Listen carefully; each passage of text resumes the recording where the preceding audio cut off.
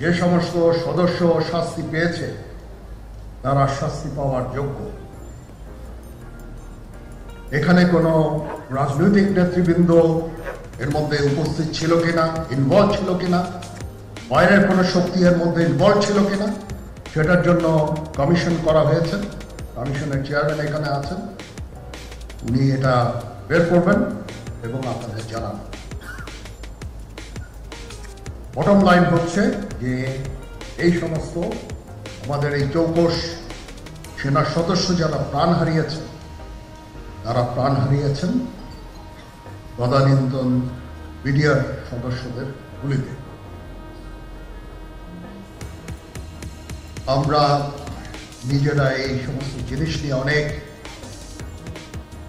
ভিন্ন মত পোষণ করছি। কেউ কেউ এই জিনিসটাকে ভিন্ন খাতে প্রবাহিত করার চেষ্টা করছে, সেটা আমাদের জন্য মঙ্গলজনক হবে না।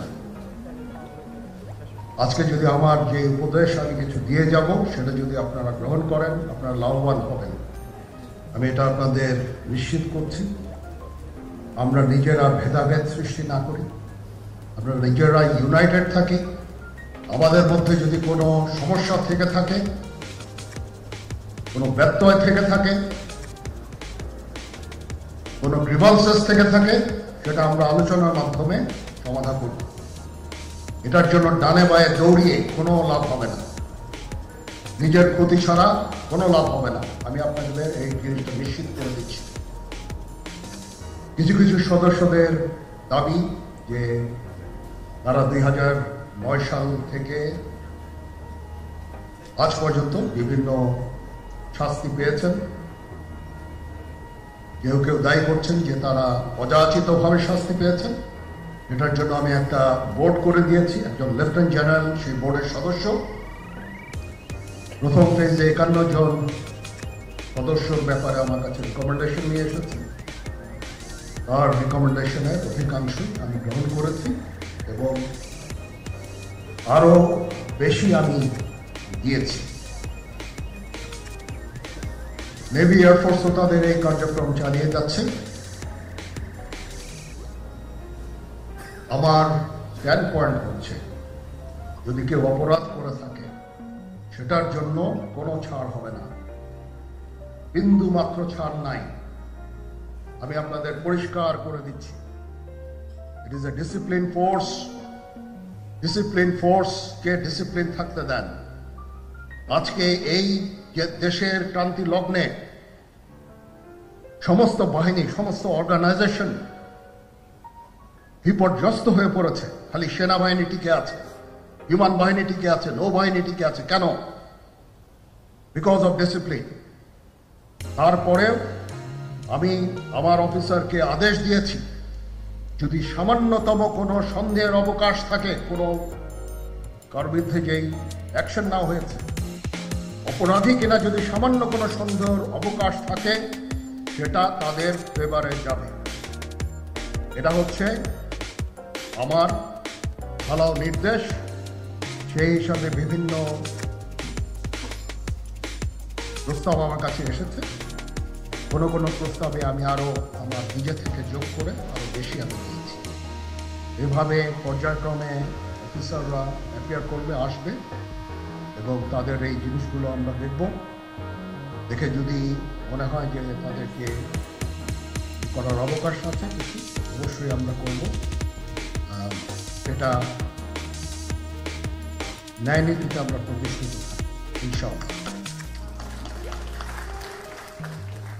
আপনারা কিছু মনে করবেন না, আজকে আমি একটু পরিষ্কার করে আমি কথা বলতে চাই।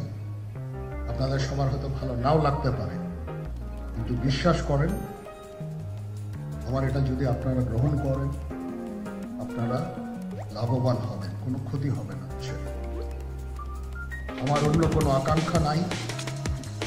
আমার একটাই আকাঙ্ক্ষা, দেশ এবং জাতিটাকে একটা সুন্দর জায়গায় রেখে ছুটি করা। I had enough. Last 7-8 months I had enough.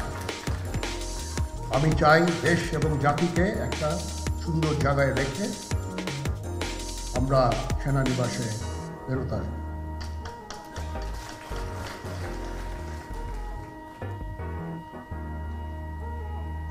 আরেকটা জরুরি বিষয় যেটা আমি ভাবলাম যে আপনাদের সাথে আমি শেয়ার করি, দেশের এই আইন শৃঙ্খলা পরিস্থিতি খারাপের পেছনে কিছু কারণ আছে। প্রথম কারণটা হচ্ছে যে আমরা নিজেরা হানাহানির মধ্যে ব্যস্ত, একজন আরেকজনের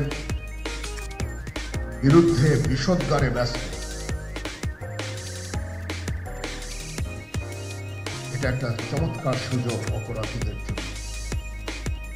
যেহেতু আমরা একটা অরাজক পরিস্থিতির মধ্যে বিরাজ করছি, তারা খুব ভালোভাবেই জানে যে এই সময়ে যদি এই সমস্ত অপরাধ করা যায় তাহলে এখান থেকে পরিত্রাণ পাওয়া সম্ভব।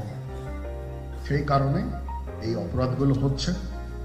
আমরা যদি সংগঠিত থাকি, একত্রিত থাকি, তাহলে অবশ্যই এটা সম্মিলিতভাবে মোকাবেলা করা সম্ভব হবে।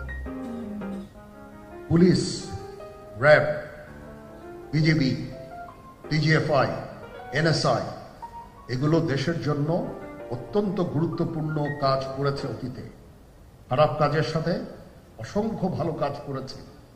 আজকে যে দেশের স্থিতিশীলতা, দেশটাকে যে এত বছর স্থিতিশীল রাখা হয়েছে, এটার কারণ হচ্ছে এই সশস্ত্র বাহিনীর বহু সেনা সদস্য, সিভিলিয়ান সবাই মিলে এই অর্গানাইজেশনগুলোকে, অসামরিক, সামরিক সবাই মিলে এই অর্গানাইজেশনগুলোকে এফেক্টিভ রেখেছে। সেই জন্য আজকে সুন্দর, এতদিন ধরে আমরা একটা সুন্দর পরিবেশ পেয়েছি।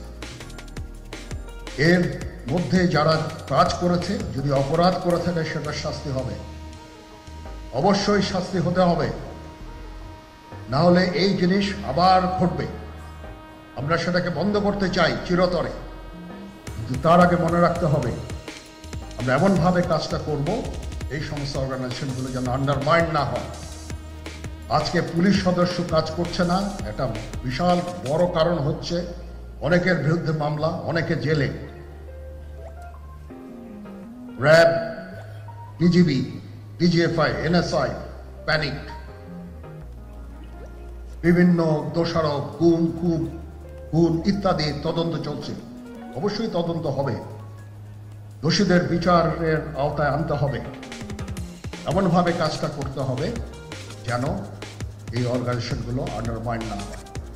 এই অর্গানাইজেশনগুলোকে যদি আন্ডারমাইন করে আপনারা মনে করেন যে দেশের শান্তি শৃঙ্খলা বিরাজ করবে, সবাই শান্তিতে থাকবেন, সেটা হবে না, সেটা সম্ভব না। আমি আপনাদের পরিষ্কার করে বলে দিচ্ছি, এই দেশের শান্তি শৃঙ্খলা রক্ষার দায়িত্ব খালি সেনাবাহিনীর না। 2 লক্ষ পুলিশ আছে, বিজিবি আছে, র্যাব আছে, আনসার বিডিপি আছে, আমার আছে হচ্ছে 30,000 সৈন্য।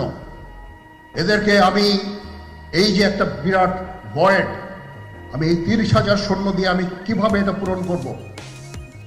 30,000 থাকে, আবার 30,000 চলে যায় ক্যান্টনমেন্টে, আরো 30,000 আসে। এটা দিয়ে আমরা দিন রাত আমরা চেষ্টা করে যাচ্ছি।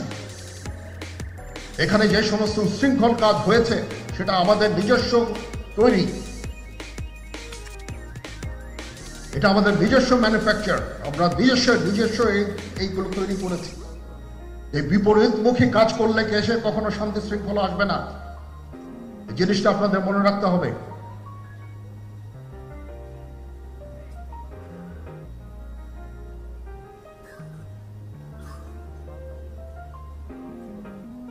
তদন্ত কমিশন হচ্ছে, আবার একটা আমাদের সর্বদা আমরা চেষ্টা করব তদন্ত কমিশনকে সহায়তা করতে। যে ধরনের সাহায্য সহযোগিতার প্রয়োজন হয় আমরা করব।